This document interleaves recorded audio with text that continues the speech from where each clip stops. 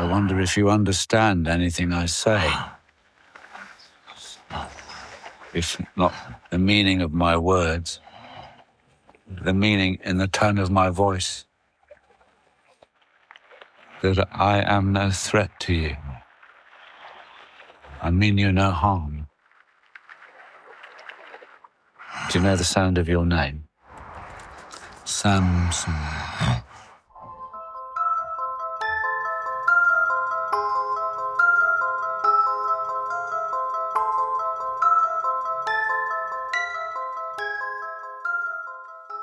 You're listening to the Fun with Horror podcast with your hosts, Scotty and Andrew.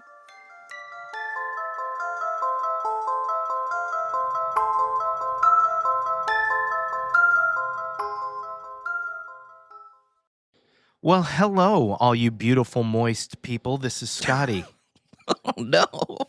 And it's Andrew, I guess. And welcome to episode 182 of Fun with Horror. It's the most wholesome horror movie podcast in the entire world, especially now. This is the podcast in which two long-distance best friends keep in touch with each other by giving each other horror movies to watch and then discuss. I'll be honest, I'm off guard right now with the word moist. Ugh. Just so everyone is aware, I got to pick our last movie, and I chose 28 years later, The Bone Temple. But of course, stick around to the end of this episode where we get to hear what Scotty picks for our next movie. But without further ado, hi, how are you, buddy? Hey, buddy. Hi. We are recording this March 12th, my friend. Yeah, we are. Yes. I think it's important to let the people know. No, I think I like that. That's a great idea. Just because we do talk about things where I'm sure people that are listening are like, that was like a month ago, guys. That was like 1987, guys. Right? I was still just a twinkle in my father's eye at that point. A zygote, if you will. Whoa. Dang. Look at you bringing the science before we talk about some science. I stole that from other podcasts, I'll be honest. I mean, I've heard other podcasts say, we're recording this on January 17th. And I was like, hey, that's not a bad idea now that we're so a little bit far ahead. Yeah. Of course, if we fall behind again, we'll just stop, but whatever. But I like that. I do like that. So, yes, March 12th. Before we get to this movie that we're going to talk about, I did see one other movie. Ooh, what did you see? And I want to mention it because I do think everybody should see it and give it a chance. I saw The Bride. Yeah. Okay, what'd you think? I freaking loved it. Yes. Okay. I was very curious about this one, so that's good to know.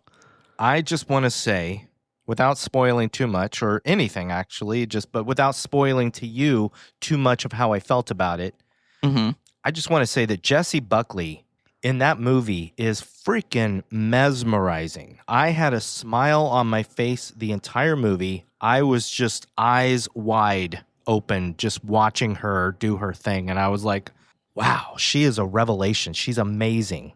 Awesome. And I don't know much of her work, so I'm excited to see this. I'm really excited. I also loved the very feminist aspect of this movie because, I mean, there's no getting around that it is a feminist Bride of Frankenstein retelling. Right. And I loved it. It's a good movie that actually made me think of the way that I treat women, even though I hope that I treat them with respect and dignity and all that. It really made me think about it. I'm not going to get too much into it, but that's about all I wanted to say about that. Awesome. Yeah, I'm excited to see it. Meg Gyllenhaal's always awesome, so I'm excited to see her work. And what a great cast. A really great cast. So I'm happy to hear you liked it. Christian Bale is also awesome, but yeah. But I mean, Jessie Buckley just steals the entire movie, in my opinion. Have you, by any chance, started watching Monarch? No, I actually have not. Have you ever seen season 1? No. Oh, okay. Not. Well, yeah. Then I'll just talk about it to myself because I seem to be the only Godzilla fan here. No, I'm kidding. I love you, buddy. I love you. But you know I'm a huge Godzilla fan. I do, yes. I have loads of little Godzilla figures around my apartment. Yep. I have a little Godzilla corner in my bathroom that Ziggy likes to rub on. Ziggy the horror cat. But anyway, I had feelings about Monarch season 1. Yeah. But I had heard Monarch season 2 was a little bit better. I'm here to tell you that it is slightly better. Oh, good. Okay. However, I hate to talk badly about anybody, but the writing on that show is horrendous. It is so just cliche, and so many times I sit there and I'm like, why would you even say that? That is the stupidest thing to say right now. That is a stupid thing. That is a terrible line of dialogue. That sucks. It's like the type of obvious dialogue, like there's a guy standing next to a ledge or something, and instead of just jumping on the ledge, he's like, hey, guys, I'm going to jump on this ledge right here. And then he jumps on it, that kind of thing. I mean, I'm not quoting the show, but that's the kind of dialogue we're dealing with. Oof, yeah. I mean, we've talked about this before on movies and stuff. Like, give the audience credit. You don't have to spell everything out. You don't, come on. Give us some credit. We know what's going on. You don't have to do things like that. We got it. When you're writing a good television show, you can just trust the audience and take them to the Bone Temple.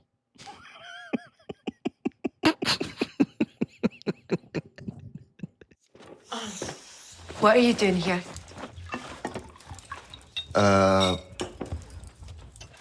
Enjoying the hospitality of good folk. We, a group of wanderers, hungry and tired, brought in with open arms and broad smiles, and nourished. Brought in. You broke my flow.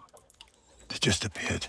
The gate was open. It was not. Brought in and nourished in both stomach and heart. 28 years later, The Bone Temple was released January 16th, 2026. It was directed by Nia DaCosta and written by Alex Garland. It stars Jack O'Connell as Sir Lord Jimmy Crystal, Alfie Williams as Spike, Aaron Kellyman as Jimmy Inc., Chai Lewis Perry as Samson, and Ray Fiennes as Dr. Kelson. Andrew, I don't think it's a big mystery if people have listened to this podcast what we thought of the movie. But for those who don't know, without spoilers, Andrew, what did you think of 28 years later, The Bone Temple? I thought and think that this is going to be a tough one to beat as my favorite movie of the year. I loved it. Andrew, I feel exactly the same. Yeah. Now, everybody, with that out of the way, it's time for the spoiler warning, followed immediately by trigger warnings. So if you haven't seen the movie and you don't want a single thing spoiled for you, this is the point of no return. Feel free to pause the episode and come back after you've watched the movie. But before we talk about the rest of the movie, we want to let you know of any major trigger warnings inspired by our favorite website, doesthedogdie.com. Nearly every horror movie inherently has triggers, but there are some that we would want to know about before watching a movie. And we're here to let you know about those. So, Andrew, are there any animals in this movie, and do you see them die? So you do not see animals die in this movie. However, at one point, Samson does bring a decapitated deer head and show it to someone. So you will see that, but you don't see the deer die, but you will see its head. Doesthedeerdie.com.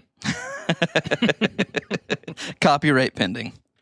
Copyright pending. Andrew, what am I doing? Oh my God. Uh-oh. Andrew, what have I just pulled out? Well, for those that can't see, no. Speaking of Bone Temple. Anywho, you just pulled out. Oh, I'm so sorry. Oh, wholesome. Whoa. Hey, sorry. Wholesome.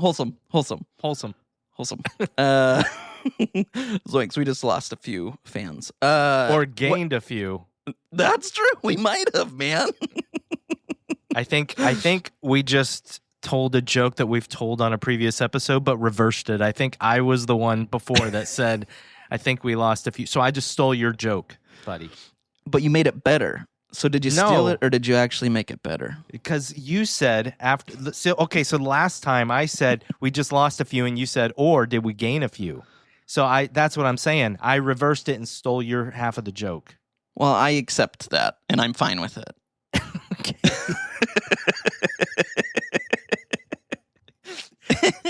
Good. Good, yeah. So anyway, now that that's out of the way. What did I pull out, buddy? You just pulled out a 20-sided virtual die that's orange. That's right. Now, let me tell you something really crazy, though. Please. When I type in roll 1d20 in the search engine, Mhm. it rolls the die automatically, and then I start hitting roll, roll, roll. Well, I haven't hit roll, roll, roll. It's a natural 20, buddy. Oh, but I'm wow. I'm still going to roll it. That's not the result because you haven't said stop. But That's true. anyway, That's true. tell everybody that doesn't know what happens, my friend. Well, when you roll it, I will stop it. And if it's an odd number, I will do a 3-minute recap. But if it's an even number, you will do a 3-minute recap. And one thing I do want to say, because we are talking spoilers or did a little bit, just heads up, everyone, we are probably going to spoil 28 years later as well. And 28 days later. Yeah. So just heads up. All right. I'm going to have you stop it right now. Buddy, it is a 16. It's you. You're so like gentle about it. I really was planning on me doing it. So this is great. I like when you do it. It's so beautiful and calming and lovely. And I just am happy. Well, I just want to jump in here. Yeah. And derail the podcast even more. And just say, I was recently editing our last episode, The Ugly Stepsister. Mm-hmm. That was one of your better 3-minute recaps, I got to say. Oh, wow. I really enjoyed it. Well, gosh, thanks, buddy. Look at that. So I don't know how to follow that act, but I'll try. Aw. Well, I do have news for you. Oh, no. Because of the compliment you provided, it's actually a good one. Believe it or not, you may have taken my joke, but I took a page out of your book, and I called a dear friend of mine, Ray Fiennes. A dear friend. A dear friend does thedeerdie.com. Wait, was that true? Did you do that on purpose? Like say a dear friend because of the deer? No, Okay, but I like okay. it. I'm sorry, I keep interrupting you. You called Ray Fiennes. I love it, though. This is the podcast, man. This is us, just in our natural habitat, our state. Just like 28 years later at the Bone Temple. No, I called my dear friend Ray Fiennes, and I said, hey, Rafe, listen. As you know, we have a hit podcast, Fun with Horror, and he said, of course, my favorite is Scotty. And I said, I get it. I know. You've told me that 100 times. He said, if there's a 3-minute recap, I need to hear Scotty's sultry voice. And he used the word sultry. And I said, okay, Ray Fiennes. I will do everything in my power to get that to work and happen, even though I couldn't do anything. I lied to Ray Fiennes. But he wants to hear you say it. And I said, I'll do what I can. So the fact that it landed on you, Ray Fiennes is going to be so happy that he'll probably pick like another Oscar-winning role because of it. So I'm not going to be mean today, buddy. I got a good friend, Ray Fiennes, that's excited to hear you. Because that's wonderful. Yeah, we all love you, buddy. Everybody, do we all love me? Yes. Yes. He did let me know, though, that if you do go past 3 minutes, he'll kill you. So just heads up. Oh, okay. There it is. There it is. I left alone. Yeah. My mind was blank. Okay, sorry. Jumping ahead. Whenever you're ready, my friend. All right. I got you for 3 minutes. 3 minutes of playtime. 28 years later, the Bone Temple picks up very shortly after 28 years later. In this movie, we basically have two stories that end up colliding. First, we have the story of the Jimmies. Sir Lord Jimmy Crystal is the leader of this group called the Jimmies. They all have blonde wigs on, and they go through the countryside basically killing people. And at the beginning, Spike has kind of joined them. Spike has to fight one of the Jimmies to earn his place, and whoever dies is out of the Jimmies, and whoever wins the fight is in the Jimmies. Spike, luckily, wins the fight. And then, the other side of the story, we have Dr. Ian Kelson with his bone temple that he's built that we've seen in 28 years later. Dr. Ian keeps coming upon Samson, the alpha, from the last movie. Kelson has his blow dart gun, and he blows darts at Samson. When he does, the morphine and the drugs in the dart chill Samson out. Well, Samson starts to seem to enjoy this, and Kelson and Samson have this ongoing thing where Samson keeps coming back for more. And then him and Ian Kelson sit on the grass together and kind of just get high together. Well, there's a little bit more to it than just that, but that's all I'm going to say for now. Then we go back over to the Jimmies. The Jimmies find this farm, and they've encountered this family. They tell the family they're going to kill them all. They take them out to the barn, and we find out that they give people charity. And what charity means is horrible things. And in this time, Sir Lord Jimmy Crystal tells the other Jimmies that Old Nick has told them to remove their shirts. Well, unfortunately, this isn't just removing shirts, it's skinning the tops of their bodies. So they do that. They leave one of the young men there unremoved, and they give him the chance to fight one of the Jimmies. He chooses Jemima, kind of not really a small girl, but she's a girl, one of the Jimmies. Well, she's vicious, and she ends up almost killing him, but as she's on top of him, I think it's his wife up in the barn, she throws down this hook and impales Jemima in the back of the head, and then this guy, I forget his name, he sets the barn on fire, kills another Jimmy, and now they go outside. Spike was outside the whole time with Jimmy Ink, who is so named because of her tattoos. They were not in with all this. The woman, the pregnant woman, is escaping. Sir Lord Jimmy Crystal says, go kill her. Spike goes, but he can't do it. He comes back. And here's the thing. Sir Lord Jimmy Crystal is about to do horrible things again. But then Jimmy Ink says, let's take him to Old Nick himself and ask him what we should do. Sir Lord Jimmy Crystal's like, excuse me? And she says, I just saw him today. And she did. She saw Kelson with his orange iodine covering his body, and she thought that he was Old Nick. So they all go there. Sir Lord Jimmy Crystal goes to meet with Kelson. He realizes that he's not really Old Nick, that he's this doctor, but he tells Kelson that basically if Kelson doesn't pretend that he's Old Nick, his father, that he will kill him. He goes back to the Jimmies. He tells the Jimmies that Kelson is Old Nick. And by the way, we've realized by now that by Old Nick, he means Satan himself. Sir Lord Jimmy Crystal is following Satan. So that night, Kelson gives Samson this final drug. He starts to realize that maybe the rage virus has a mental aspect to it that makes people with the virus see things that aren't there. And so he tries to treat that, and Samson goes off.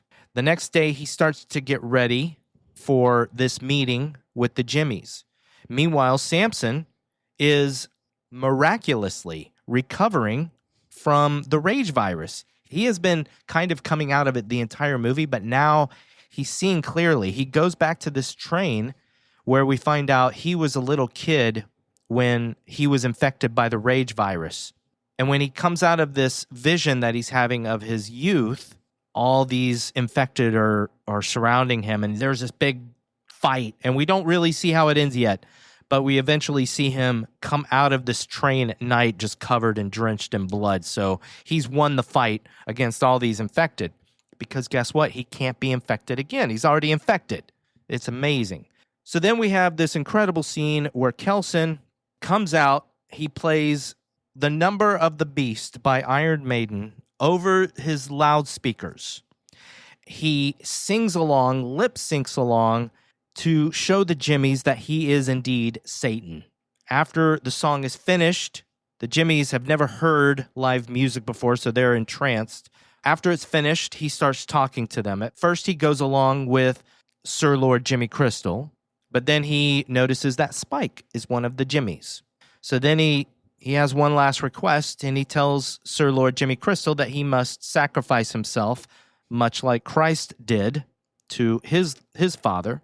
And then there's this thing that happens. Jimmy Crystal stabs Ian.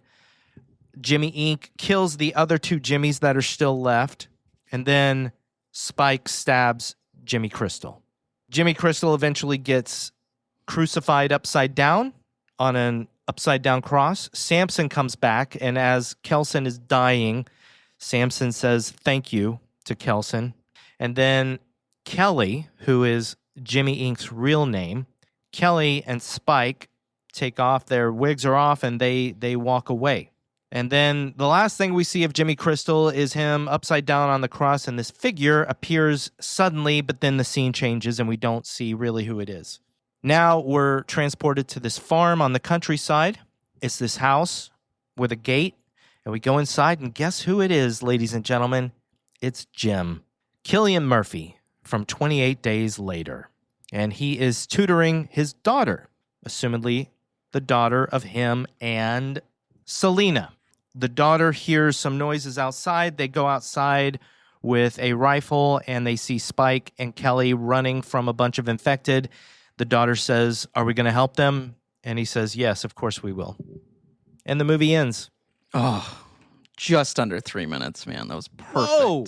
Just under. I texted Ray Fiennes and let him know that it was just under 3 minutes. He's disappointed that he can't be violent, but he's very happy that he gets to hear your sultry voice. So, well done. I'm so buddy. sorry, Rafe. I'm sorry, Rafe. He's probably like the nicest dude. He's also one of the best actors in the entire world. For real, though, honestly. I'm excited to talk about this movie. I already started. Dude, I love the fact that he committed to that scene. Like, he owned that scene. I told my brother, I was like, without spoiling anything, this has one of my favorite movie scenes of all time. Him doing that moment as Satan, the setup that he created, him lip syncing, him dancing this amazing dance, everything about that scene worked beautifully. And it is seriously one of the best scenes I've ever seen. When you said that a few episodes back after you saw the movie, I knew. Yeah. I mean, anybody that had seen the movie knew exactly what scene you meant. Yeah. And what's cool is that Nia DaCosta, who directed this movie, everybody, Nia DaCosta said that she was a little bit worried about that scene. She loved it when she read the script, but she was worried about how the audiences would react to it and if it was like too much and what have you, and she couldn't have been happier. So it was, it worked beautifully. And he did, what I love is that he had to. He did this to basically essentially save his life and be able to continue this research on Samson. And it was, the commitment was perfect. It's such a great scene. Oh, I loved it. Andrew, I saw this movie in theaters. Mm-hmm. And when I saw it, I came home and I thought to myself, I think I liked 28 Years Later just a touch better, just a touch more. I had given 28 Years Later 5 stars and this one 4.5. But now I have seen this movie 3 full times. Nice. Actually 4 if you count the commentary. And this movie is now 5 stars, and I think I like it a little bit better than the original now. Nice. Not the original, 28 Years Later. Right, I know what you mean. Yep. I have a lot to say, and I just want to warn people that this is not something we usually warn our listeners about, but there are some things that I realized after listening to Nia DaCosta's commentary that I didn't really fully understand the first 3 times I watched this movie. But having understood some of the things that she was trying to convey, we are probably going to get into a little bit of politics on this episode. Oh, okay. So I just want to warn people, if you're not into that, whatever, fine. But we're gonna talk a little bit of politics. Okay. That works. Why don't we start now and get it kind of out of the way? Let's do it. There you go. Perfect. So one thing I didn't realize, Jimmy Crystal was very much a metaphor, if you will, for our government right now. The thing that you kind of realize after multiple viewings of this movie, maybe even after one if you're much smarter than me and Andrew. Sorry, I had to group you in there, buddy. No, please, because I'm not sure either. I don't know what she was going with, so this is news to me too. So, well, something I started to realize is that the other Jimmys are scared of Sir Lord Jimmy Crystal. Right. They don't always show it, but like when he slams his hand on the table, they all jump and look kind of scared of him. For sure. Yep. So they don't follow him because they all believe in his crusade. A lot of it is because of his charisma and the fear that he instills in his followers, just like the follower or leader of any cult. Right. Oh, very much so. Yeah. And so Nia didn't come out and say anybody's name in the commentary, but it was very clear that she was talking about our president right now and his cult-like followers. Mm-hmm. It's so true. The more I watched it during her commentary and the more I paid attention to how the Jimmies reacted to Sir Lord Jimmy Crystal, the more I realized what she was saying. Now, I enjoy watching Sir Lord Jimmy Crystal much more than I enjoy watching our president.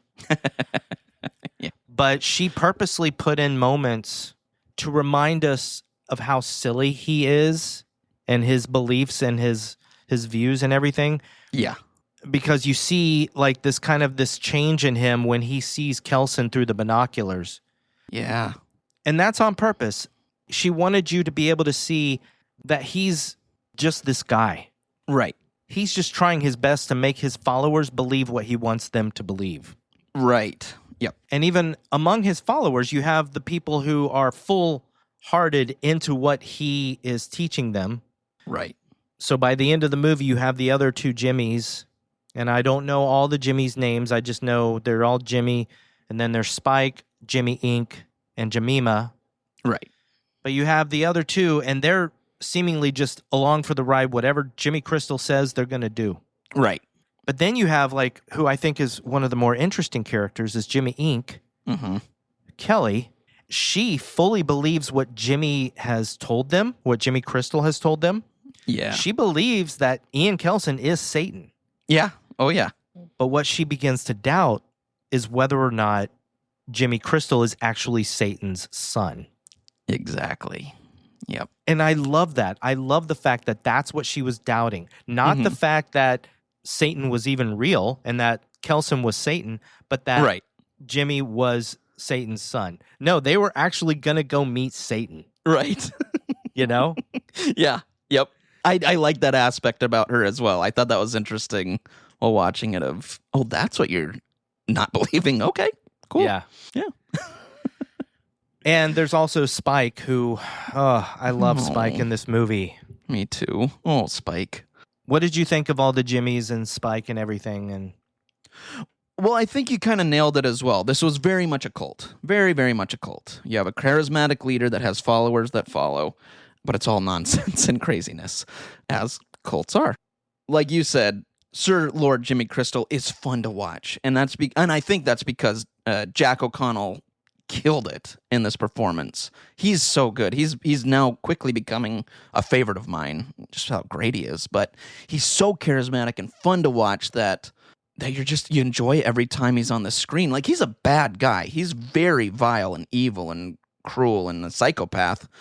But boy, is he fun to watch. And Jack makes it a blast of a character to watch. So I love how he plays that character, and I love watching him because he's fun to watch, even though he's bad. The Jimmies scared me. I think that they all scared me because that's horrifying. Cults scare me. Cults are very scary. And seeing that they were willing to do some unspeakable things for their cult leader, because the cult leader said to, is horrifying, because that's real. That's a scary thing. That is really scary. So that whole barn scene freaked me out. Even in the theater, I just sat there. I mean, I was uncomfortable anyway. I don't love torture in movies, but seeing it in this kind of realistic way was frightening. It was really frightening. But they were, again, fun to watch. And I think it's because everyone portrayed the characters really well that you're kind of glued to the screen. So, yeah, I think the actors that played each Jimmy did a phenomenal job. One thing that made a big impression on me the second time I saw the movie was when we come back to the barn. I think it's after Spike leaves the barn and Kelly or Jimmy Inc. is outside with him and they're kind of talking. And then it goes back in the barn, or maybe it goes to Samson and Kelsey. I can't remember. But either way, it goes back to the barn. No, it's after Samson and Kelson. Sorry. It goes back to the barn, and you see one of the Jimmies is puking, and one of the other Jimmies is just like in this, like she's just in this state of catatonia. Right. Is the word I'm looking for. And it's like they're following Jimmy. They're doing what he says. They're skinning these people alive, but they're bothered by it. Most of them are. Some of them, a couple of them don't seem to be bothered by it at all, to be fair. But a couple of them seem literally very, very bothered by it. Yeah. Yeah, I agree with everything you said. And Jack O'Connell is incredible. He's so good in this, man. He is so good. What a phenomenal actor he is, man. Like I said, two of the movies that we've covered on this have had him, and both have been amazing performances. So, and I don't think it's any coincidence that I think both of those movies, obviously we're talking about Sinners. Right. Both of these movies I have just been so enraptured by that I feel like they're going to go down as two of my favorite movies of all time, period. Yeah. I love this movie. Watching it 3 times was not a chore. Oh, yeah. Yep. It was an absolute delight. When I finished watching the 3rd time, which was when I took my notes, I was so excited to jump into Nia's commentary because I wanted to hear what she said about the movie. Yeah. There were so many things that I was thinking during the movie, and I wanted to see if she thought the same thing. Nice. But one of the things that I also want to mention while we're talking about Ralph Fiennes and Jack O'Connell is one of the bonus features that come with the movie where you have Jack and Rafe talking about each other. And I started to really watch them. Like the 3rd time I watched the movie, I was really, really watching them closely. Yeah. And Jack O'Connell has the ability to steal a scene, to just take it over and be the magnetic force that you're watching within that scene. Yep. You see that at the dinner table. Yes. When he's talking about the rest of the Jimmies and he's talking about the Teletubbies and all that. You see that then, but then when he's with Ralph Fiennes, oh my God, it's like they're just playing off each other so well. Yes. Oh, agreed. One thing Rafe said about Jack is that when they were having their scene down by the water, he was like, it was so amazing to do that scene with Jack because Jack was such a good listener.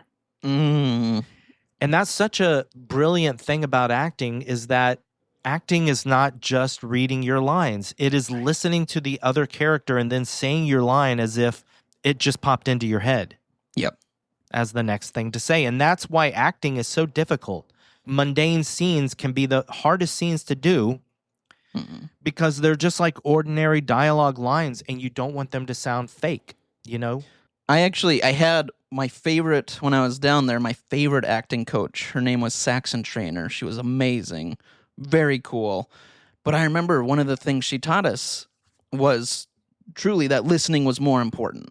I remember her talking about that. And she even said you can, as actors usually highlight their lines in a script, she would recommend highlighting the other person's lines because that's what you're reacting to. That's what's important is what they say. And I loved that. So I agree with you. I think the listening aspect is perfect. And I think Jack does a phenomenal job at that. So the beginning of the movie, let's just say one thing real quick about the very beginning. Anybody that's seen all these movies most likely understood that we were hearing the very beginning of 28 Days Later when the screen is black at the beginning of the movie. Every movie has an opening and then it says 28 days later or 28 weeks later or 28 years later. Right. Nia used the audio from the beginning of 28 Days Later, even with Jim's hello. Yeah. Yep. I loved hearing that. And that was the exact audio from 28 Days Later. It's perfect. It's so good. I do have to bring up one thing. So I knew that Cillian Murphy was in this because I had seen that he was producing it and it was kind of the news, he's going to be in it. And I was like, okay, well. I did not know. Oh, amazing. But real quick, I'm glad I knew. Let me rephrase that. I wish I didn't know. However, this is what kind of ticked me off. is I went and saw this in the theater as well.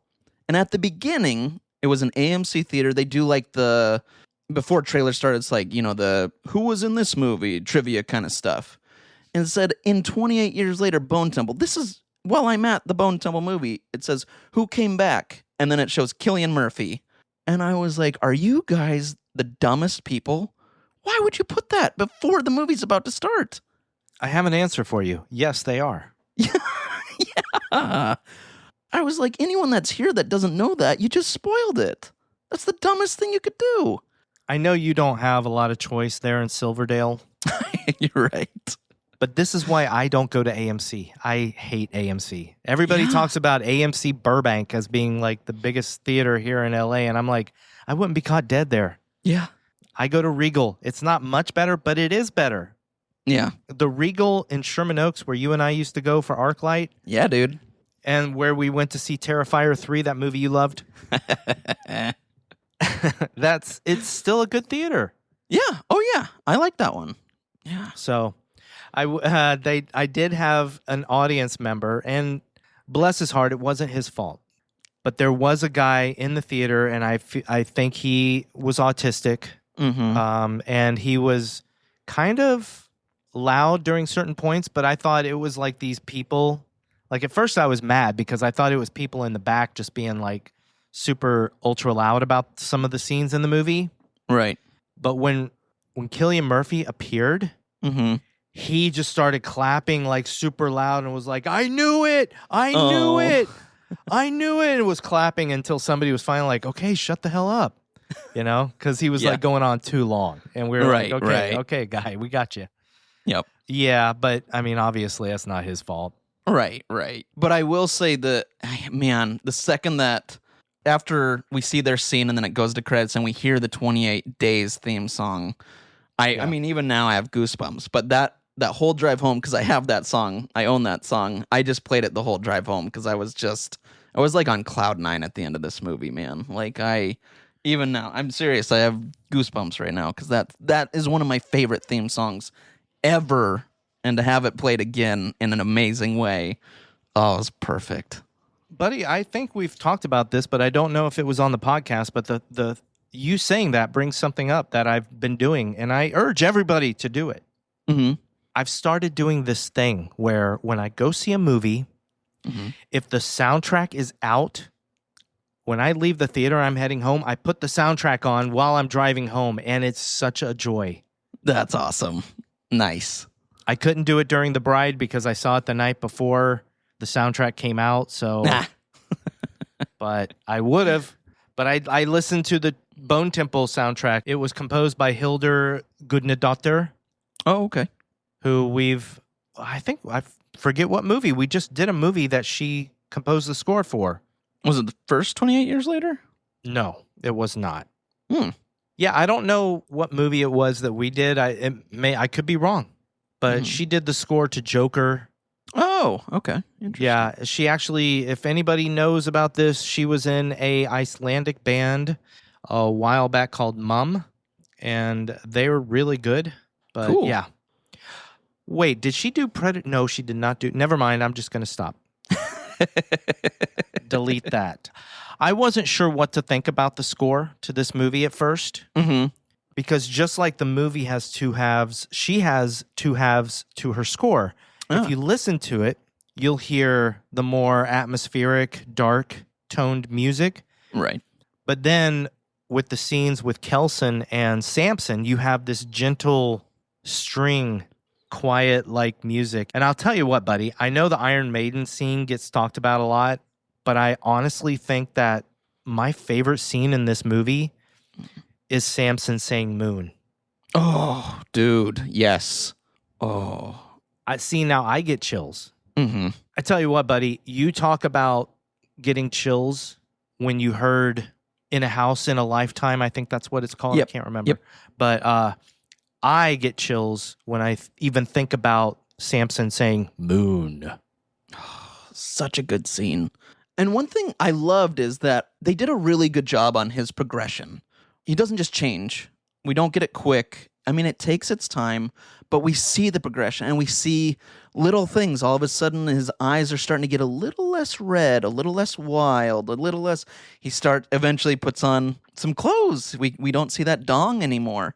But they did it, I felt, really well, where you see it. I got excited seeing it because I was like, is he finding a kind of cure? Like, this is really cool, where we get to see this process.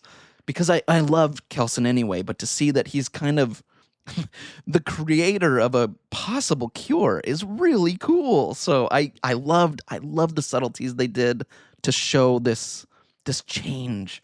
But seeing him say moon was the big one. It was that moment where you go, Yeah. Oh my gosh. And right when Kelson is about to put him to sleep forever, to basically euthanize him. Yep. I love that scene so much. But to what you were saying, I loved all that too. I have that as notes as well, because there's so many little things, like just the first time when Kelson tastes his own drugs and he kind of lays back. There's just a quick moment where Samson just kind of starts to look down at Kelson, like, there's a guy next to me. And then when Samson washes his hands. Yeah. Yep. Also, I didn't catch this until Nia DaCosta mentioned it, but in the moon scene, when Samson's looking up at the moon, you can very faintly hear the sound of a train. Oh, I didn't catch that either. It kind of sounds like the wind, but it's actually the sound of the train. So Samson is starting to remember his past life. And that's the other thing. I love that this is the first 28 film that we actually see what the infected see. Yes, me too. I loved that moment because it goes with what Kelson said, where he thinks there's a part of it that's mental in their brain, something that they're seeing. And I love that we do see one of the it's Samson sees just a normal guy look like some kind of rabid man, that's freaking out. So I agree. I love that. Like a demon, really. Yep. Speaking of demons, I'm going to jump back and forth just like they do in the movie. I got a question for you. Oh, okay.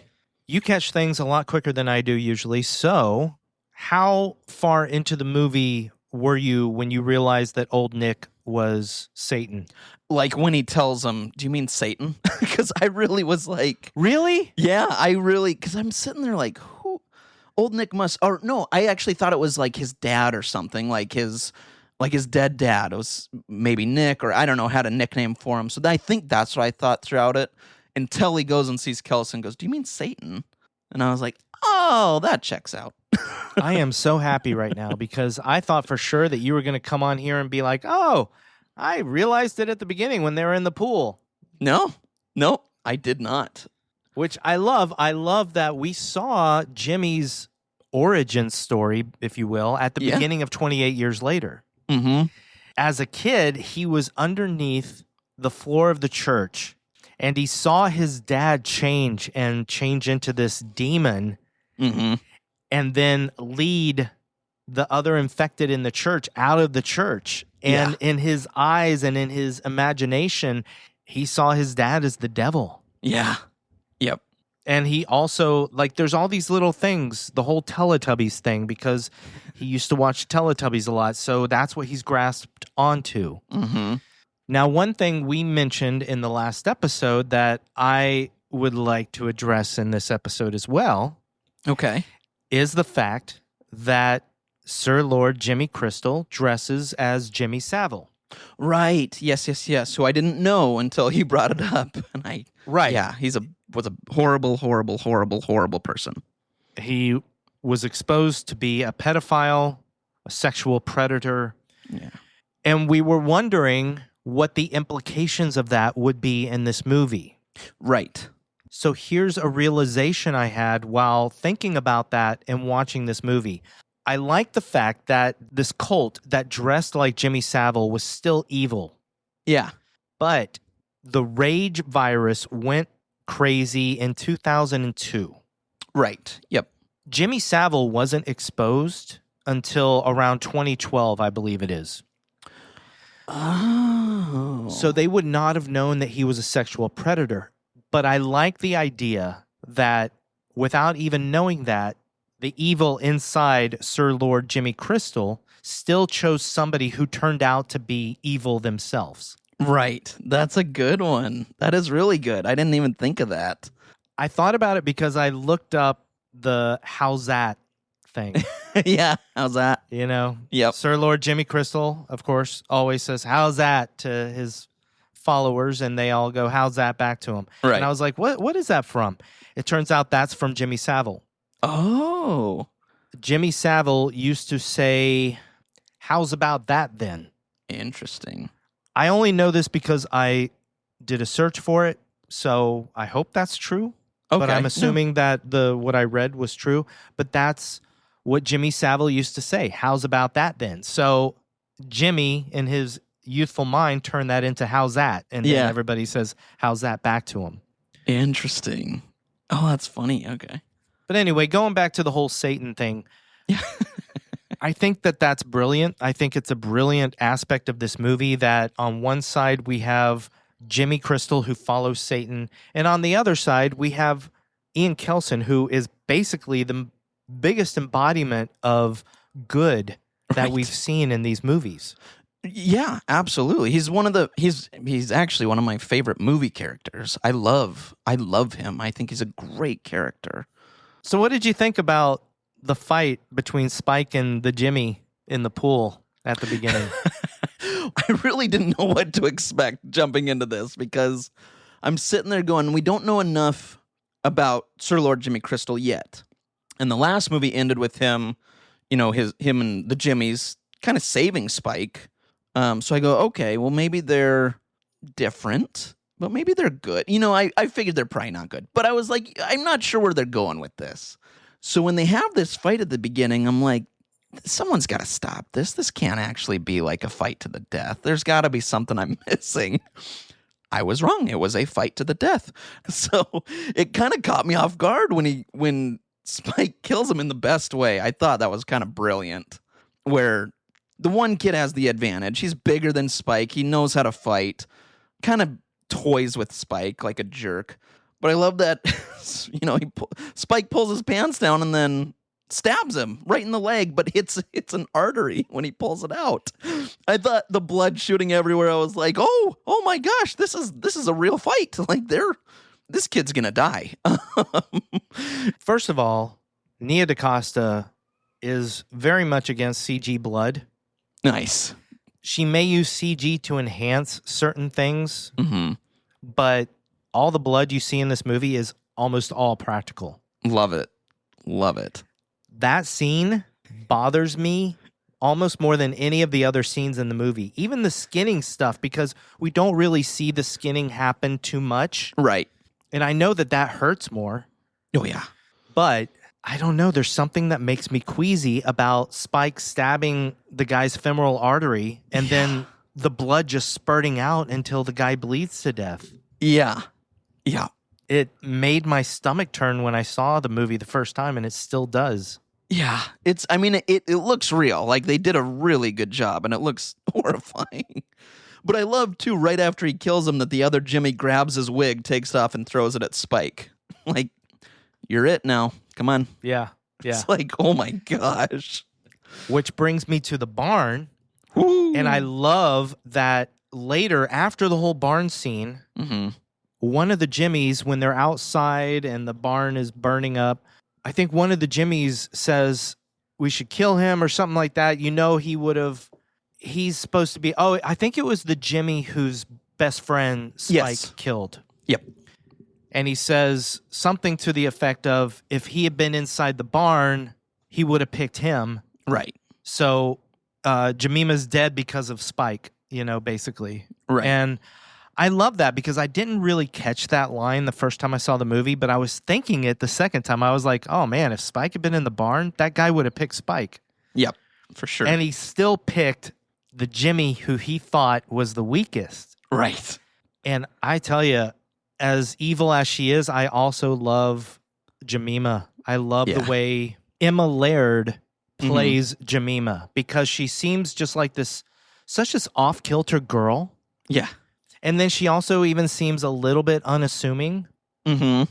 But she is so vicious in that fight. Like, she is horrible. And one thing Nia DaCosta said in the commentary that I didn't think about was, she said, look at the way Jemima treats the guy near the end of the fight when she gets on top of him and stuff and is so upset with him for underestimating her. Right. She's like, she's been through some stuff in her life. You can see what she's been through by how she treats this guy. Mm. And even Nia DaCosta like had a darker tone when she was saying that, and it's just like, oof. Yeesh. You know, what have these Jimmys been through? Like, they've all been through hell. Right. Yeah, but I love the way she plays that, and I love when she's fighting the guy, and the other Jimmy says, "All too easy," and she says, "I make it look easy." Yep. I love that line with the C word, but the way she says it is just like so good. Yeah. Yeah, she scared me. She was probably the scariest character for me. Like she's scary. Yeah. Yeah, she was like that little chihuahua that will rip your neck out, your throat. Yep. But play with you before it does. Yeah, what she threatened to do to the guy too. I was like, ooh. Oh yeah, so we learned that removing somebody's shirt is skinning their top, and when Jimmy says what another brilliant line reading. He says, "Choose your charity, Jemima." Yeah. And she says, "I want to remove his pants." And the way Jimmy Lord Crystal responds to her, the way his line read there, and he goes, "Perfect." And he just does his face. Yeah. He's got so many moments like that. Yeah. Yep. In the kitchen when he's at the table. Yes. And she comes in and she goes, "What are you doing here?" And the way he looks at her like, "I'm sitting here," like, yeah. What do you mean, what am I doing here? I'm enjoying I forget. I took a sound bite. It'll probably be on this episode, but nice. What he says is just brilliant. Yep. Oh my God. And when he tells Kelson that they're in a bind, oh my God. And he's like, "And that means you're in a bind." And Kelson goes, "Why is that?" And he says, "Because if you don't play along, I'm going to rip out your intestines." Yep. And I love Kelson's response. Like, it's kind of like, I can't remember what he says, but it's like, "We are in a bind," or something like that. Yeah, that is a bind. Yep. And he says, and then he says, "But the devil is known to make some deals." Yep. Or something like that. Oh man, so good. So good. I know. And I love the moment too in that scene, because it's so good. When Jimmy gets there and they're talking, he's like, "I really like talking to you." He's like, I've never liked talking. I was like, oh my gosh. So Nia DaCosta brought up a really good point about that. Sir Lord Jimmy Crystal was alive before the infection. Right. None of the Jimmys were. All the Jimmys are younger, and they were all born after the rage virus started going around. So he has never had anybody to sit and talk to about what it was like before the rage virus. That's a good point. I didn't think of it either. So wow, that's a good. I will say though, I really do think that I would enjoy sitting and talking with Dr. Kelson. I think he would be very easy to talk to. And that's what the brilliant thing about that scene was he's sitting here just having this really calm conversation with somebody who is completely unhinged. Yeah. You know? Yeah. And I love the way he treats Jimmy with respect, but you can tell what he's thinking inside. He's thinking, okay, I'm going to jump ahead to something we didn't see. Mm-hmm. Because part of me wonders, Kelson quote unquote, cures Samson. Right. And at a certain point, he learns that Jimmy hears voices in his own head. Right. So I wonder if there's a part of Kelson who would have thought that he can maybe cure Jimmy too. Ooh, that's good. And that's good. I actually thought too, and I don't know, I'm not a doctor, so I don't know. But I don't know all the training that doctors do. If they do learn about other types of doctors as well, or learn bits where with therapy or anything like that. Because I mean, Kelson knows or believes that Samson has something in his brain, but I wonder if he had some sort of therapy type sessions or anything like that, because he does speak with Sir Lord Jimmy Crystal so calmly and knows kind of what he's thinking and knows how to respond. So I don't know. Well, I mean, I've been with a few different doctors that are really good at speaking to patients, and True. It's not always a psychiatrist or a psychologist. It's just a doctor's demeanor. Right. Yeah. They have to speak calmly because they're telling people sometimes a lot of information that they don't want to hear. Right. You know? That's a good point. One thing Nia DaCosta said that I loved is that one of the scenes that bothers her still watching is Samson eating the brains out of the guy's head at the beginning. Yeah. Like, I didn't even think about it until she started talking about it, but I love the fact she loves gore. She loves to shoot gore and everything, but she says there's still some stuff that when she watches it, it still grosses her out. It bothers her to watch it.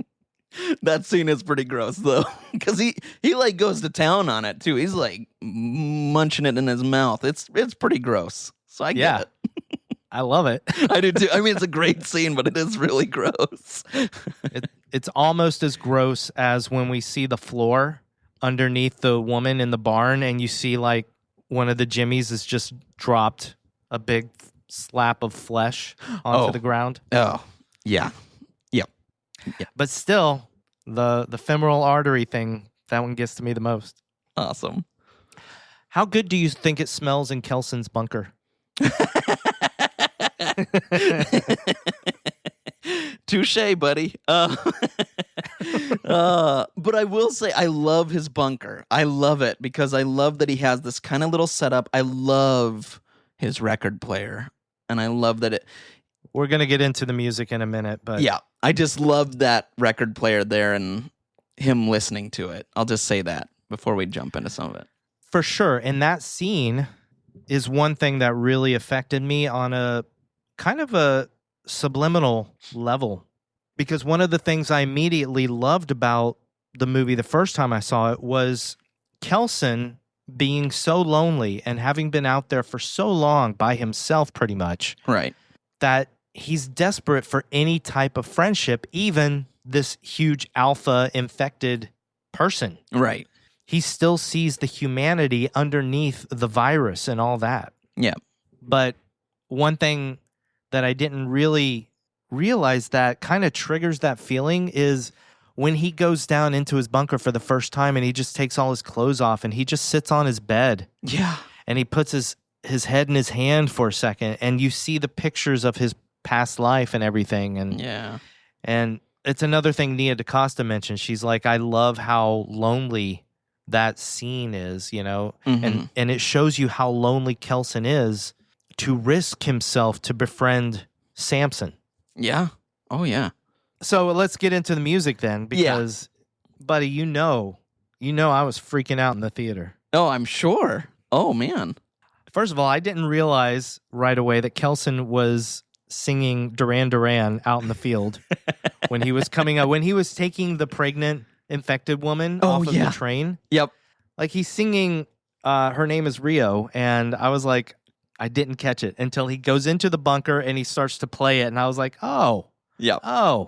he's playing Duran Duran. Oh my God. It's awesome. I love that we got so much Duran Duran. I love that we got Ordinary World. Yes. During the scene where he's dancing with Samson, and Samson is in the rain and he feels the rain, and that was you couldn't have picked a better song. That was perfect. But I think my favorite needle drop in the movie was Everything in Its Right Place by Radiohead. Oh my God. Dude. That's one of my favorite songs ever. So the second it started playing, I was like, this is perfect. Right? Yeah, it's perfect. That was a perfect. Especially with the cinematography. Yes. Agreed. My God. Sean Bobby is the DP on this movie, and there are so many beautiful shots that are just works of art themselves. Yes. Oh my gosh. The way he filmed the Bone Temple itself, unbelievable. Agreed. Nia DaCosta mentioned that there were moments like when he was filming Sir Lord Jimmy Crystal and Kelson down by the water. Mm-hmm. And she would get so into the way he was filming it because he'd look through his camera and then he'd want to move one blade of grass because it didn't look right.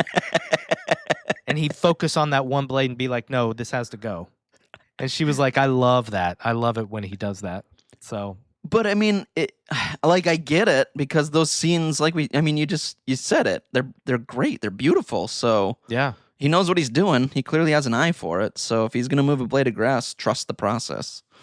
Another thing she mentioned about Ray Fiennes is that a lot of times she would leave the camera rolling for a little bit when the scene was over before yelling cut because she never knew what he was going to do. For instance, ooh, I love this.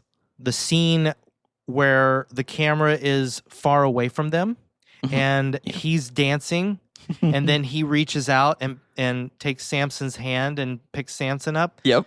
She didn't know Rafe was going to do that. Oh, wonderful. He just started doing it.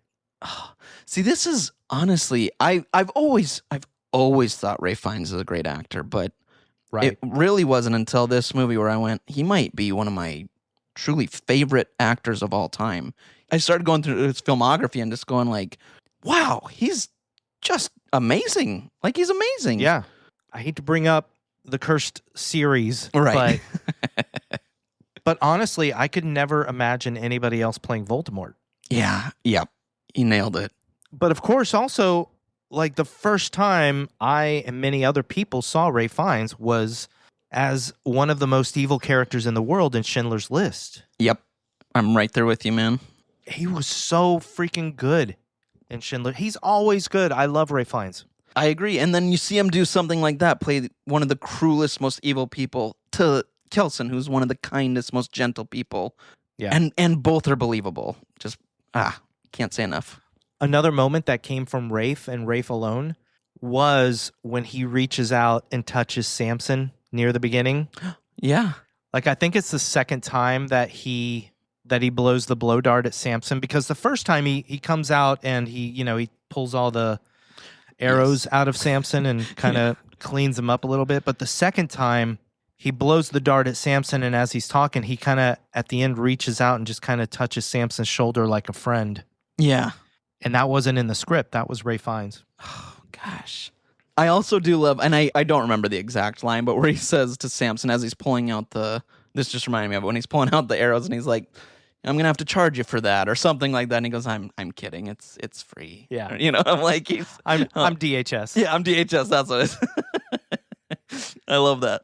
I also love going back to our Does the Dog Die trigger warning. Yes. The moment that we see the beheaded deer's head, that always makes me laugh because Kelson is just shaving outside next to a tree, and all of a sudden Samson comes out of the forest and he's got this deer's head and he just goes, whoa! Like, that's his way of like being excited, like, hello, friend. Yeah. Yep. And then Kelson just waves at him like, hi. Yep. But I love it too. It was almost like a pet. Sometimes pets bring in some dead animals as a gift, and I was like, aw. He's being friendly. He's being kind. Yeah. Yeah. He's like, I got a present for you, Dad. Oh, I love it. Me too. Another thing I noticed going back to the music and the songs, one thing I freaking love is the Ordinary World, Duran Duran, when it's playing and it's showing all this stuff. I love how the end of the music starts to get distorted and starts to kind of like sound like it's winding down. And that's to transition from the beauty that we're seeing with Kelson and Samson to the horrible stuff we're about to see with Jimmy. Yeah. Yeah. That's wonderful. Did you know that when the barn is burning down, obviously they burned a real barn? Sure. But there's a moment when Jimmy Inc. is talking to Lord Sir Jimmy Crystal, and in the background, the roof of the barn kind of caves in. Yeah. That was obviously real and unplanned. It was supposed to cave in at another point, but it didn't. And the cameraman just happened to be getting it. And Nia was like, she was like, did you get it? And he's like, oh, don't worry, I got that. Good. But I love it because there is a way that Jack O'Connell turns to look at it where it's like, oh, I bet that was a surprise. Yep. Oh, that's good. One thing I am going to bring up Please do. is that I have the smallest, teeniest quibble. However, no, it's a Oh, 10. no. This movie's 10 out of 10, 5 out of 5. It's perfect. Oh no. But my only quibble, but you mentioned something in your 3-minute recap, so it might not be, because it made me go for it. think, maybe this is setting something up? I don't know. It's when Sir Lord Jimmy Crystal is crucified, which I love. Yes. I love that he's crucified. I think it's perfect. On an upside-down cross. Perfect. But everyone kind of leaves, and it's his point of view, and he's looking around. As I'm sitting there in the theater, I go, please don't be a jump scare right now. Please don't be a jump scare. And there's a jump scare. And I was bummed about it because in my mind, yeah, something's probably either going to get him or he's going to bleed out or whatever. He's going to die. But when they did that, it felt to me like maybe producers got involved, and I might be wrong, and just said, wait, we haven't had a jump in a while. Let's throw one. This is a good spot for one. I just felt like that moment didn't need it. It just felt almost a little cheap, like everything's quiet. We're right here. Something's going to pop out. Oh, and it does. We got you. But then in your 3-minute recap, when you said you don't see who it is, I was like, you don't. Maybe that's going to come back later. I don't know. So I don't know. All if right. it's a Well, let quibble. me lay down some science. Please. Remember that this is a trilogy. Right. Whether or not we get the third movie, I've heard that we will, but I've also heard that Bone Temple underperformed in the theaters. I know. So I'm really hoping we get it. Nia DaCosta mentioned the third film a few times. Oh. Like when the pregnant girl gets away. Yep. Nia DaCosta said we will see her again I in figured. the third movie. I figured. Yeah, but she just admitted it. Nice. Like, we're going to see that girl again. She also, of course, at the end of the movie said, this is going to lead right into the third movie and what happens in the third movie, blah, blah, blah. She didn't say anything about this, but on my third viewing, during that scene, I paused the movie. I waited for that figure to appear and I paused it. Nice. I didn't send you a picture of it. I didn't take a picture. I should have, but I Googled it because to me, it kind of looked like Samson. That was my thought too, is that it was Samson. That wasn't my thought. My original thought was like, oh, Sir Lord Jimmy Crystal has been crucified and now he's getting what he deserves, which is infected coming up and getting him. However, the one thought that I had as I was watching this a second and third time was that we never really see regular infected come into the Bone Temple. That's true. We've only seen Samson come in. That's true. Almost as if other infected are afraid of the Bone Temple or they don't go near it. That may be completely out of whack, but that's what made me pause it to see who it might be. And I was like, that kind of looks like Samson. So if it is, did Samson carry Kelson out of the Bone Temple? And then in his mind, he realized that that was the man that killed Samson and he's angry. So he goes back to get Jimmy Crystal. Yeah. So I don't know. could we see Jimmy Crystal in the third movie? Which that's my main question. Yeah. However, if we never get a third movie, I'm okay with the idea that Jimmy Crystal is dead, that the world continues on. Right. Samson is out there with proof of a possible cure. Right. And Spike and Kelly have found Jim and his daughter, and their story is going to continue. I'm good with any of it because I trust the people making these movies, because these first two have been so good. And also Alex Garland, who wrote it, wrote the first movie, wrote this one, wrote the last movie. He's written everything, and I trust him too. So if we get a third movie, I want to know where he wants to take the story. So Me too. man, I really hope we get that movie. Dude, I know. I'm really we need it. One thing I want to mention, if we're good jumping to the end for a sec too, is Jim. For sure. Obviously, all of that's great, but one thing that really stuck with me right at the end is the last line when he says, of course. When she says, are we going to help them? He says, of course. I love that it went against the cliches of movies where they go, there's a lot of zombies, like, no, I don't know. Or, we got to keep ourselves safe. Or blah, blah, blah. Or we got to think about it. I love that she goes, are we going to help them? And he immediately goes, of course. And they go. I was like, yes, that's awesome. I love that they just go for it. They see people in danger, realize what's going on, can help them, and decide to do it. It was great to see them go against that cliche of, I don't know if we should, or what can happen, or we got to keep us safe. They just go. Something else I love, is since we're jumping around to little things that we kind of loved about this movie, Samson on the train. Oh, dude. So I had ideas about what we were seeing, but then Nia DaCosta in her commentary kind of fleshed out everything and proved, I don't know about proved. I don't know what the right word is, buddy, but she basically confirmed that, Samson was a kid when he was infected. And what we've learned in the last movie and 28 years later is that alphas have been affected by the steroids in the virus. Right. And that's why they've gotten bigger than other infected. Right. So obviously Samson became an alpha. But I didn't realize what we were seeing right before he sees all the infected in the train looking at him, because for a second we see him as an adult. Yeah. Clean shaven, short hair.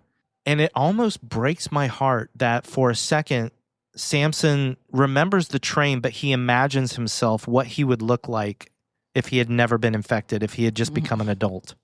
I love that. And I love that he just looks up at the infected staring down on him, and he just says, I don't have a ticket. Yeah. Like, it still takes him a second to realize what's happening, and then he just goes, "Rah!" and just tears them all apart. I love that shot where it goes back and forth, because I wondered that as he was changing. I was like, are they gonna what are infected gonna think when he changes back? Is he got this immunity now, or they just kind of walk past him? So it crossed my mind of what's gonna happen. So I love that scene where they're all just staring at him, and then they throw down.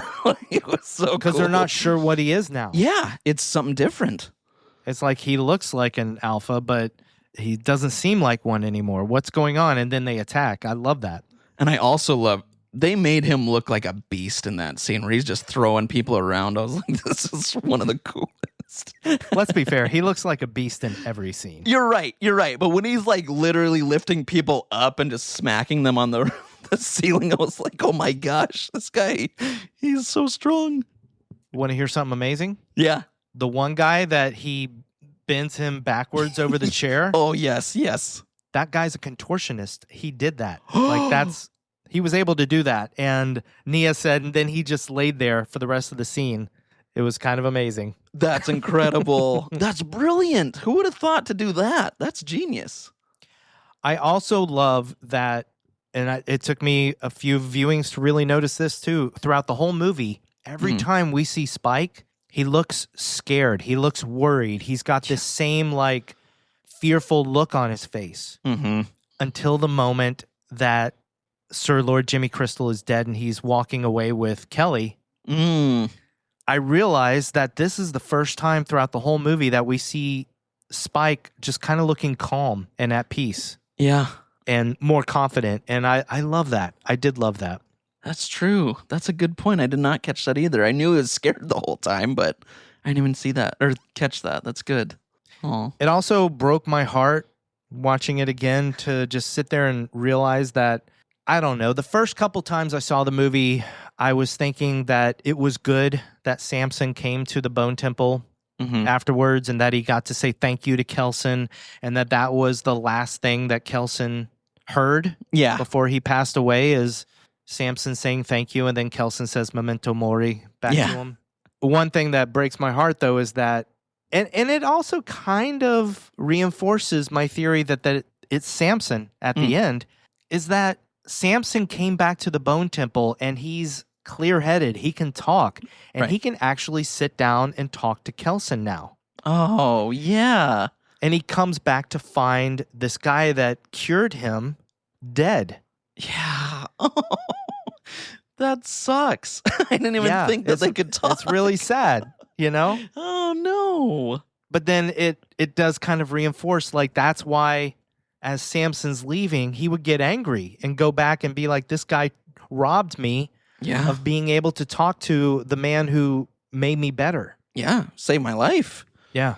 Jeez. So I've got some behind the scenes stuff. Yes, please. And a rant coming up as well. Oh, okay.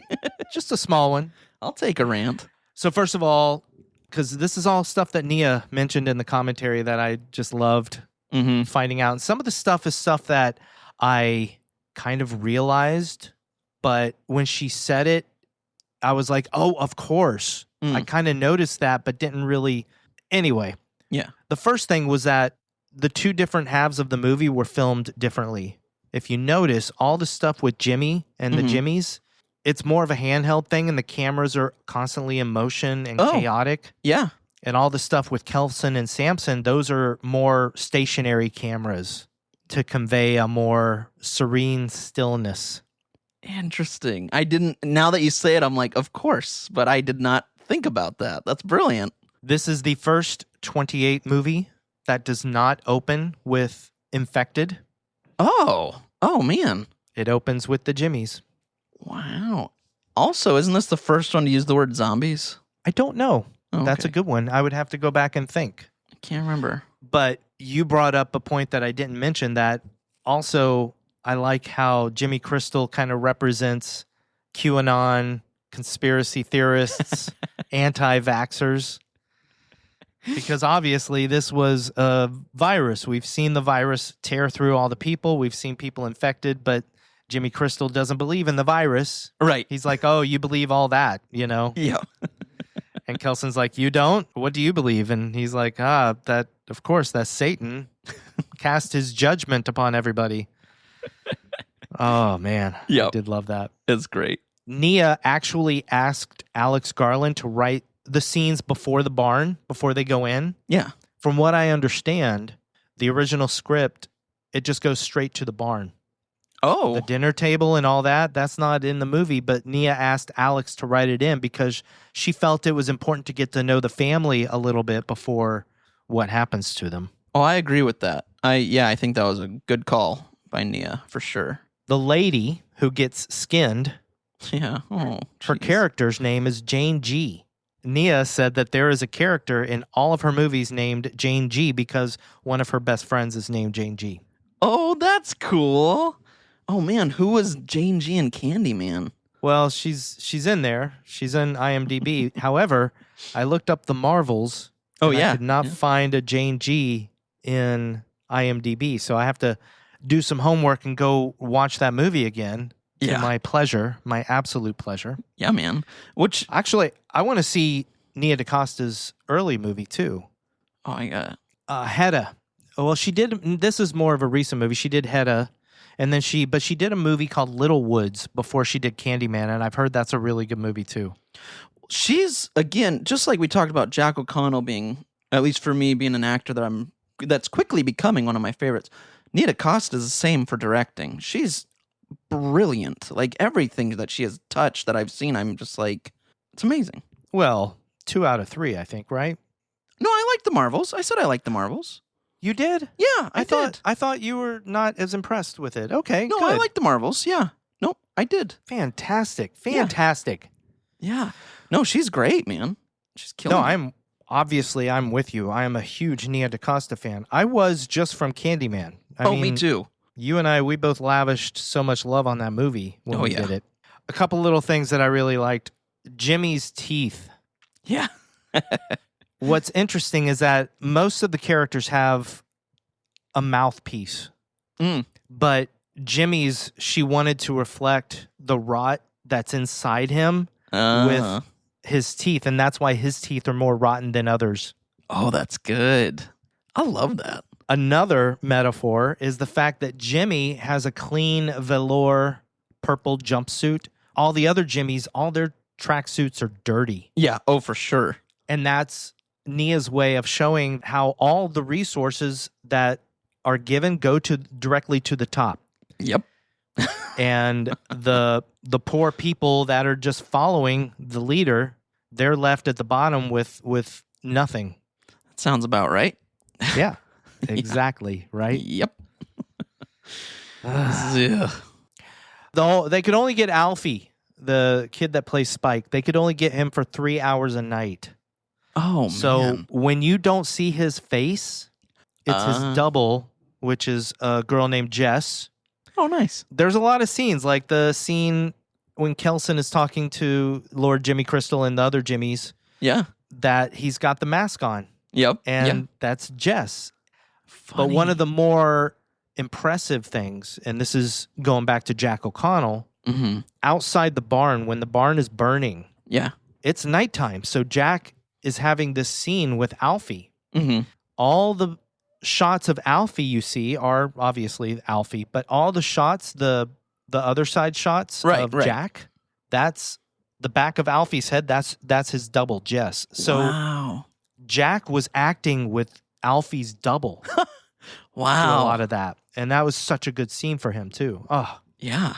Oh man, I'd be kind of bummed if I was Alfie and I had to miss out on some of those. I mean, I'm not sure what all he got to see, but that Kelson scene's so brilliant. I hope he got to see some of it in person because, man, it was awesome. Yeah, I don't know.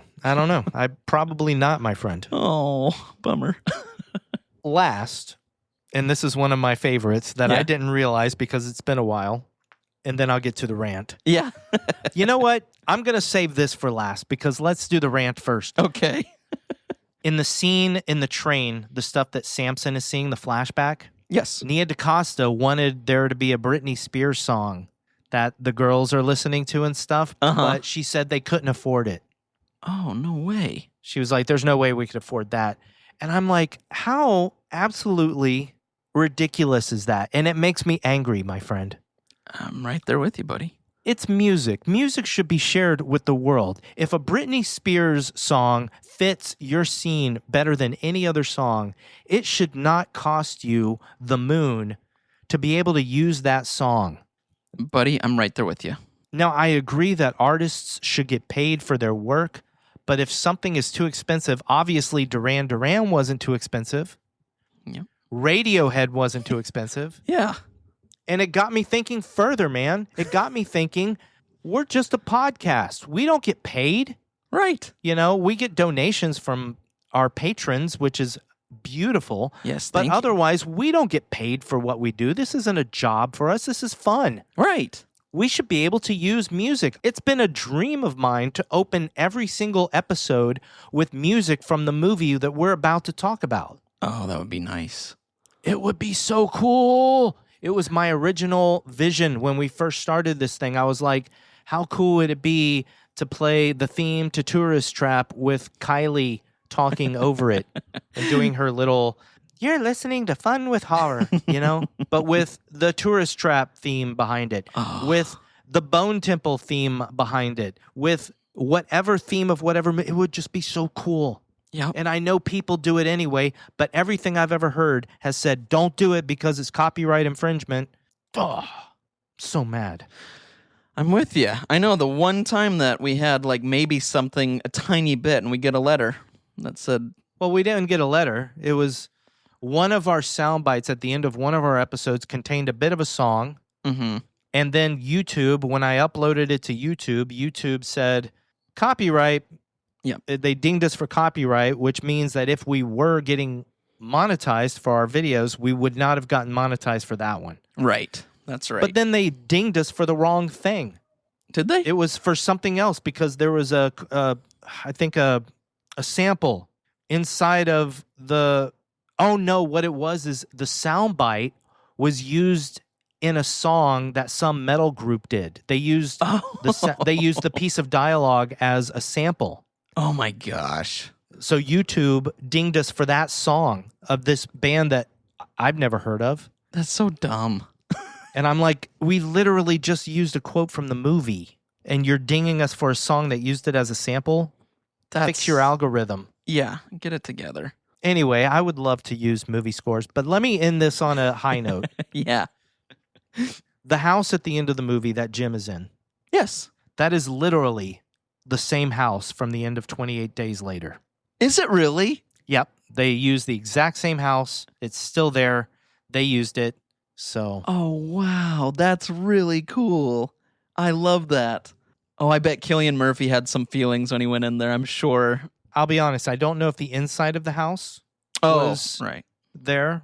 But it might have been. Nia DaCosta just said that this was the house, and it was during the helicopter shot of it, the overhead shot of the house. So that's really cool. That's really cool. Are you ready for 3 questions? Yeah, man. Let's do this. Who would cross the bridge of death must answer these questions 3. Question number 1, Andrew. What did you think was the best kill or death in 28 Years Later, The Bone Temple? I'll say this. If we're talking like special effects and things like that, Samson ripping the guy's head off and eating his brains later is a pretty great death. Pretty brutal. If we're talking about which character I liked or, what my favorite death was character-wise, I was really happy to see Jemima. I was happy to see her go because she scared me, so I'm going to go with her. That's a good one. Yeah, what'd you pick? Well, what would you rather go with? Because we have to pick one. So what would you rather go with? I'll go with special effects or which one meant I'll go more with to you? Jemima because she scared me. There you go. I'm going to go with Jimmy at the beginning. I forget what his name was.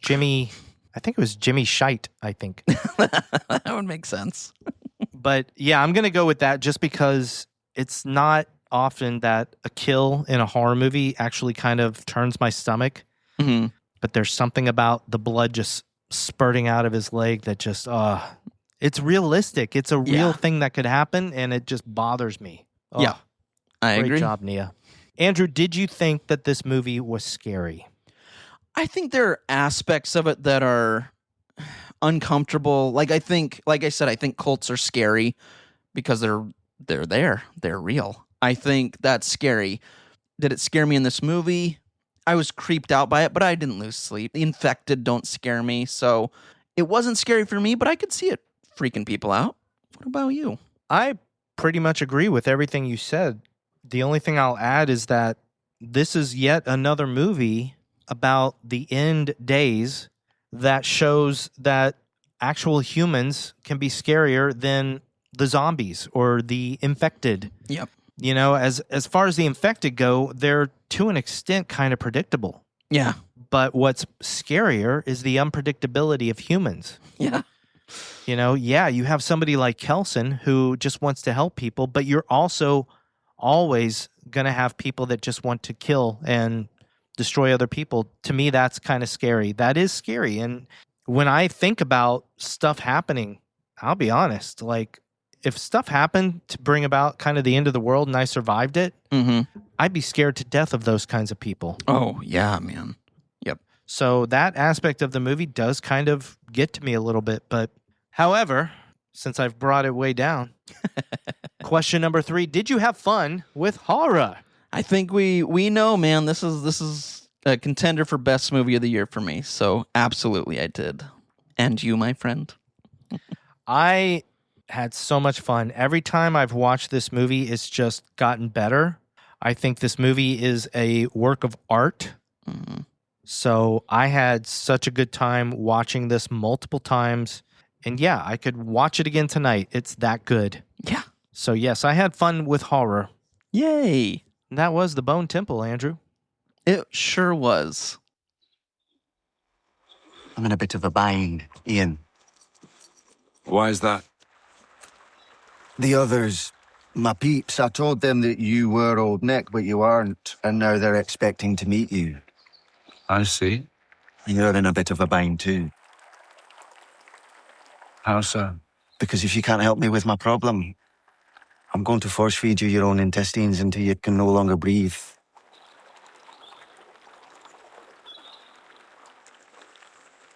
Yes, that is a bind. I like you. You're easy to talk to. Yeah. Not sure I've ever liked anyone before. Thank you. So, do you think there's an arrangement to be made here, Ian? They say the devil's always up for making a deal. Buddy, we just discussed one of our favorite films ever, and now it's your turn to pick our next movie. Full disclosure, everyone, you sent me a text that made me very curious. Your text reads, and boy, do I have an interesting choice for the next movie, which of course intrigues me. So I gotta know, man, what are we watching? Buddy, there are so many ways that I could introduce the next movie that we're going to watch. I've thought about different ways that I could lead us into it. Mm-hmm. One of the ways is my mind process and how I came to this movie. I was wondering what I wanted to pick. And I kept thinking, we always pick movies, or we've been on a roll of picking movies that we love. Right. Oh no. Okay. We've been it's kind of a thing. And I'm like, I wonder what our listeners think. Like, oh, here we go. Oh, they both loved it. Sure enough, they loved it. Mm-hmm. I'm like, you know what? We can't always love every movie, guys. We can't love them all. Oh no. So also, my other thought was that we just did the second movie of what could be a fantastic trilogy. Right. So why not continue with the first movie of another fantastic trilogy? So Andrew, we're going to watch The Strangers Chapter 1. Oh, okay. Hey, man. All right. You know what? I'm glad you picked this because this has been on my list. Obviously, we've talked about it on the podcast. This did not get great reviews. And I love the, original. The original is fantastic. But I've been so curious about this trilogy. I guess there is 3 now, huh? So, okay. I'm game, buddy. I'm game. Let's do it. My reasonings for picking this is that, as I've told you in the past, I saw this in movie theaters. Mm-hmm. We've both seen the original Strangers. Yes. And we've both seen The Strangers Pray at Night. Yes. Only I've seen the Strangers Chapter 1. Okay. Yeah. I had issues with it, Mm-hmm. When I saw it in theaters, I had issues. However, I was still curious that they were moving ahead with making the trilogy. Yeah. And I was curious as to where they were going to take the story of this trilogy. And I still have not seen chapters 2 and 3. Right. So eventually, my plan is that we see all 3 movies and talk about them. It's also a thought of mine when I talk about 28 years later, and this was another way that my mind worked and did its magic. It's a question as to whether we're going to get to see the 3rd movie. Yeah. And when people say that, I'm like, dude, people hate these new Strangers movies, yet they still gave us all 3. Right. Just give us the 3rd 28 years later movie. Agreed. Just give it to us. It's way better, probably, than any of the Strangers movies, the new ones. Right. So there you have it. So I want to rewatch the first one, and then I eventually want to watch chapters 2 and 3 with you. I also thought, should we do Strangers and Strangers Pray at Night? And I'm like, you know what? We've both seen it. We'll just tell everybody right now and in our next episode, hey, if you haven't seen The Strangers, we're probably going to spoil the hell out of it. Yep. That's a good point. Because we will be comparing these 2 movies. Oh, yeah. Strangers Pray at Night, I'm not sure. I don't think we'll have any reason to spoil it in our next episode. Yeah. Future episodes, I have no idea. I haven't seen chapters 2 and 3, but guess what, buddy? Your boy Scotty is planning to do a rewatch of The Strangers and The Strangers Pray at Night, and then The Strangers Chapter 1. Yeah, man. Look at you. I'm ready. I love it. I love it. All right. Now, before we go, I just want to read a little comment.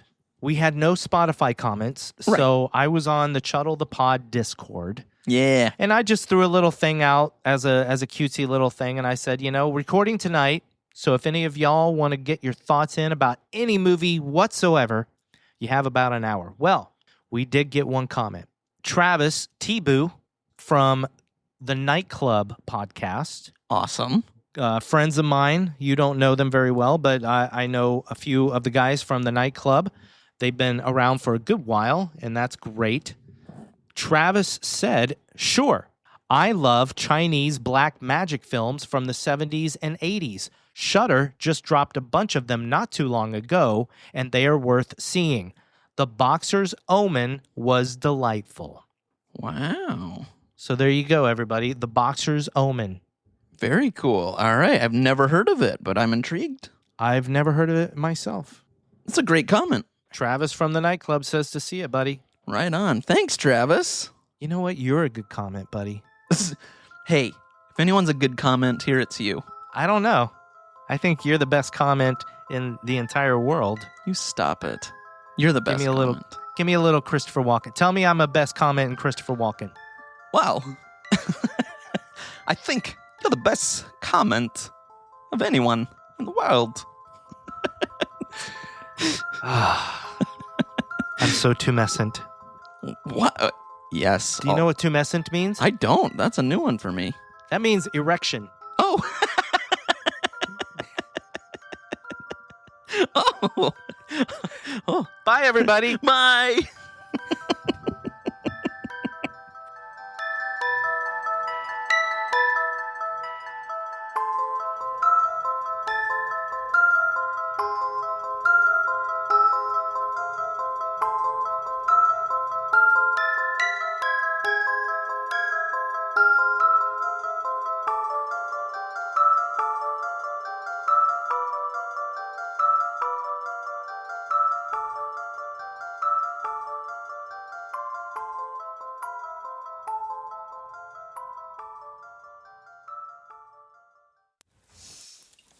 Do you not know the Teletubbies? Ah, they're glorious. They had televisions on their tums. And on television, they viewed themselves, but with another television on their tums, which they also viewed themselves on. And so on ad infinitum.